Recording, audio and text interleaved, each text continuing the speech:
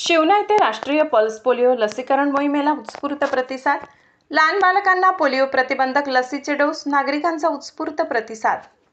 सिल्लोड तालुक्यातील शिवना प्राथमिक आरोग्य केंद्राच्या वतीने राष्ट्रीय पल्स पोलिओ लसीकरण मोहिमेअंतर्गत रविवारी 0 ते 5 वर्ष वयोगटातील बालकांना पोलिओ प्रतिबंधक लसीचे 2 थेंब पाजण्यात आले। या मोहिमेला पालक व नागरिकांचा उत्स्फूर्त प्रतिसाद लाभला। शिवना येथील जिल्हा विविध पोलिओ लसीकरण केंद्रावर सकाळपासूनच पालकांनी आपल्या चिमुकल्यांना घेऊन उपस्थिती लावली। प्रशिक्षित आरोग्य कर्मचारी, आशा स्वयंसेविका आणि अंगणवाडी सेविकांनी बालकांना पोलिओ लसीचे डोस देत पालकांना लसीकरणाचे महत्त्वही समजावून सांगितले। प्रत्येक बालकापर्यंत पोलिओ प्रतिबंधक लस पोहोचविणे आणि पोलिओ मुक्त भारताचे स्वप्न कायम ठेवणे हा या मोहिमेचा प्रमुख उद्देश असून कोणतेही बालक लसीकरणापासून वंचित राहू नये यासाठी आरोग्य विभागाने विशेष नियोजन ठेवले होते।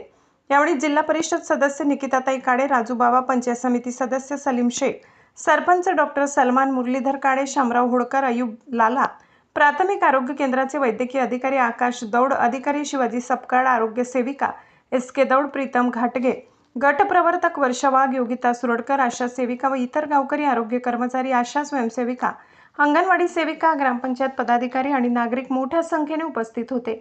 मोहिमेच्या यशस्वी अंमलबजावणीसाठी सर्व संबंधितांनी परिश्रम घेतले असून पालकांनीही उत्स्फूर्त सहकार्य केल्याने लसीकरण मोहीम यशस्वीरित्या पार पडली। आपतक न्यूज महाराष्ट्रासाठी प्रतिनिधी सलीम कुरेशी।